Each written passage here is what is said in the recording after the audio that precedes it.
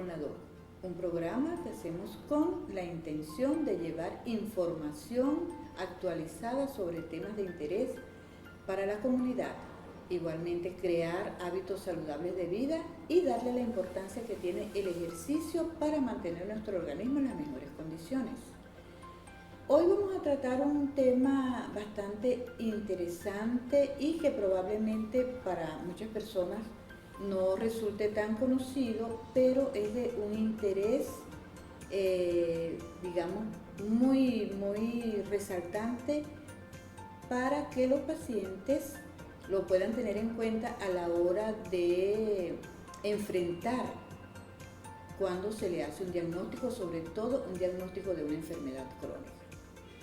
Para esto tenemos a una invitada muy especial, tenemos acompañándonos a nuestra colega y amiga, la doctora Yurilis Fuentes Silva. Ella es internista y reumatólogo y ha tenido su mayor, digamos, interés, aparte de la atención de los pacientes, por supuesto, a la parte educativa del paciente, ya que se ha visto que este factor va a incidir de una manera muy importante en la evolución del paciente. Por eso hoy queremos tocar el tema del empoderamiento y la autogestión en pacientes con enfermedades crónicas. Primero, darle la bienvenida a nuestra colega, la doctora Yurilis Fuentes, a nuestro programa Vida y Salud con la Doc. Bienvenida, doctora. Bueno, muy agradecida, doctora Carlota, por la invitación.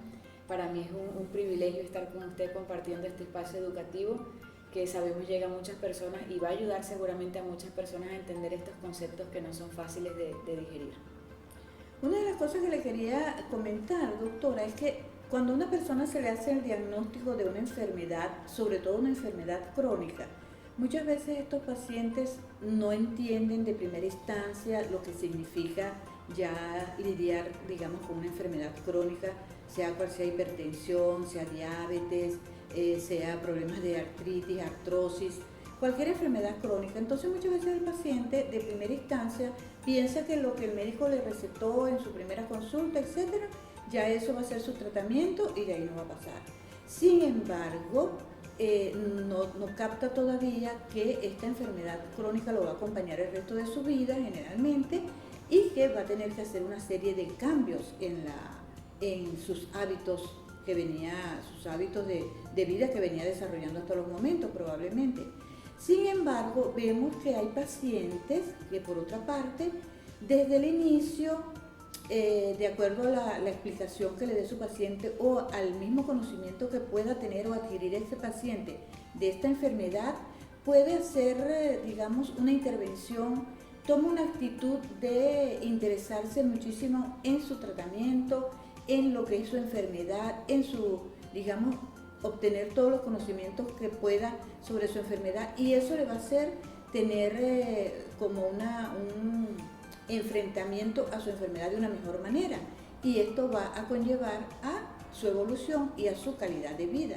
Entonces, una de las cosas que queremos nosotros tratar en el programa de hoy es en qué se basa esto, cuál es la importancia que va a tener la educación del paciente sobre su enfermedad y cómo esto va a repercutir en su pronóstico o también a repercutir en su calidad de vida por el resto de su vida, ya que son generalmente enfermedades crónicas.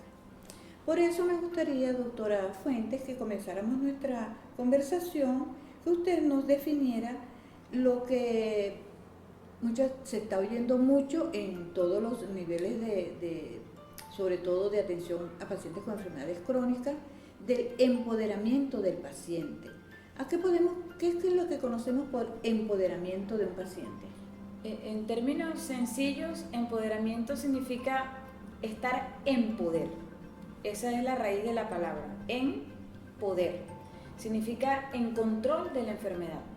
Pero para llegar a ese control de la enfermedad hay que pasar por dos conceptos previos. Uno que es la autogestión, y antes de la autogestión, herramientas para adquirir lo que se llama alfabetización en salud o alfabetización sanitaria.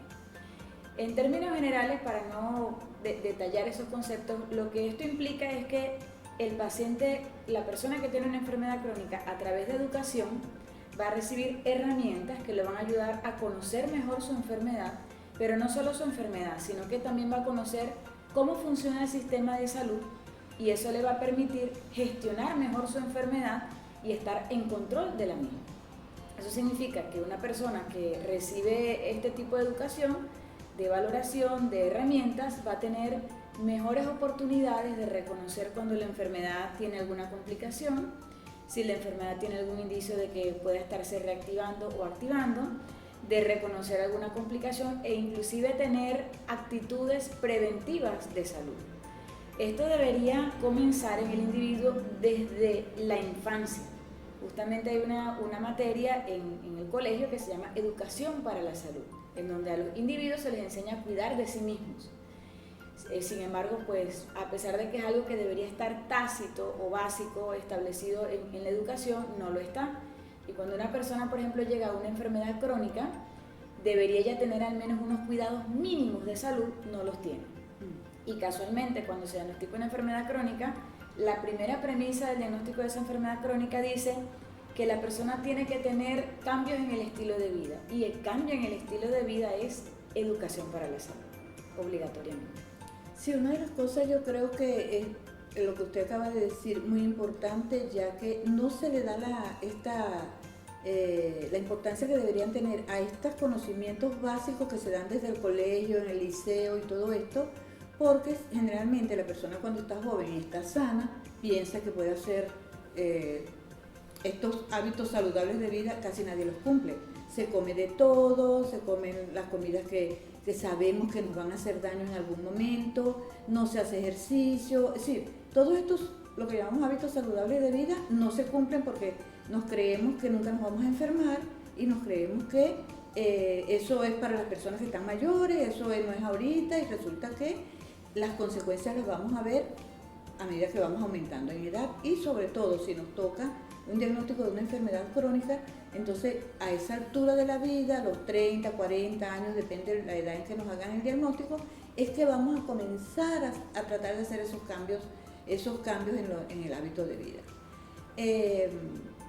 Y esto es sumamente importante, sobre todo en las enfermedades crónicas. Y cuando hablamos de enfermedades crónicas, puede ser cualquier enfermedad de esta que el individuo tiene que llevar por el resto de su vida.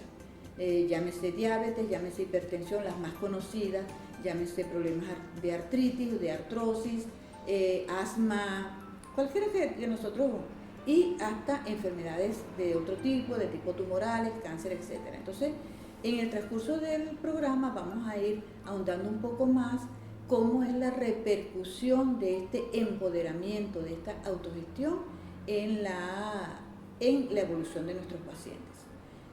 Vamos a continuar nuestra conversación con nuestra invitada, la doctora Yurili Fuentes Silva, internista y reumatólogo, y nos vemos en la próxima.